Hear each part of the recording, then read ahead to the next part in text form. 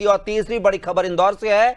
Indore Dewas bypass पर bridge निर्माण के कारण भयंकर जाम लग रहा है, जिसमें 4000 वाहन फंसे हैं और 3 लोगों की मौत भी हो गई है, जिनमें एक हृदय रोगी, एक कैंसर पेशेंट और एक किसान शामिल है। गुरुवार दोपहर से लगे जाम में यात्री बसें, निजी वाहन, स्कूल बसें और एम्बुलेंस भी शामिल थी, जिससे महिलाएं और बच्चे विशेष रूप से परेशान हुए हैं।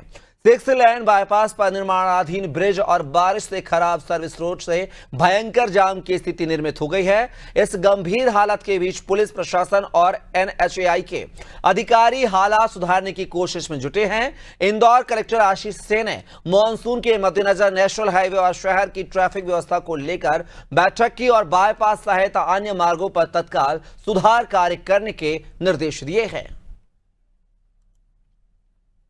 अगर जो एनएचएआई के द्वारा जो सर्विस रोड का काम मजबूतीकरण का काम अगर पहले और अच्छे तरीके से कर लिया जाता तो शायद उतनी समस्या नहीं आती, लेकिन फिर भी अभी हम लोग इस पे पेवर ब्लॉक्स डालकर, डीएलसी के बाद पेवर ब्लॉक्स डालकर इसको सही करने की कोशिश कर रहे हैं एनएचएआई के माध्यम से।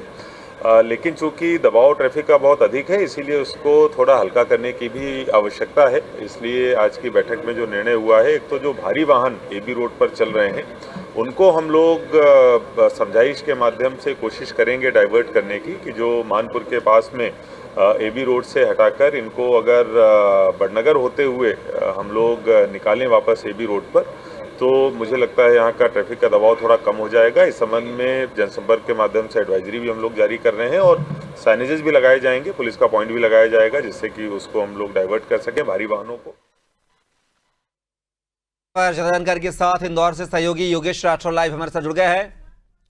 योगेश, बात की जाए इंदौर देवास बाईपास पर जाम की स्थिति निर्मित है, 3 दिनों से जाम लगा हुआ है, 3 लोगों की मौत भी हो गई, आखिर क्या कुछ जानकारी? देखिए कपिल, ये बड़ा लंबा जाम लगा हुआ है। शायद संभवतः बहुत सालों बाद इस तरह के जाम की स्थिति लोगों को देखने को मिली है। इसमें सबसे बड़ी समस्या उन लोगों को आ रही है जो किसी आपातकालीन कार्य से जा रही है, किसी को इलाज कराना, या कोई बीमार, या कोई ऐसा गंभीर व्यक्ति जो, या बुजुर्ग या बच्चे, ऐसे लोग बहुत फंसे हुए हैं। क्योंकि जो रूट है उस रूट पर या तो खाने पीने की बहुत दिक्कत हो रही, दूसरा जो मरीज जिस तरह के, जिनको दवाइयों की जरूरत होती है, जिनको आराम की जरूरत होती है, वो बहुत बड़ी समस्या में पड़े हुए वहाँ। इस कारण से 3 जो लोग हैं उनकी भी मौत हो गई है। एक कैंसर पेशेंट थे, एक कार्डियक अरेस्ट है। इस तरह से 3 लोग जो है इस जाम के कारण से अपनी जान गंवा बैठे हैं। अब जाम खुलवाने की कोशिश प्रशासन कर रहा है कि कैसे भी करके जाम खुला जाए। रूट डाइवर्ट जो किया गया, उस रूट को डाइवर्ट करने से कुछ वाहनों की जो निकासी वो तो हो रही है, लेकिन चूंकि ये बड़ा गंभीर मामला है कि इस तरह का अगर कोई काम चलता है, निर्माण कार्य चलता है, तो ये सुनिश्चित किया जाना चाहिए कि उस रूट पर कितना ट्रैफिक का लोड है, और उस ट्रैफिक के लोड के हिसाब से, उसके समय के हिसाब से उसको दुरुस्त किया जाना चाहिए।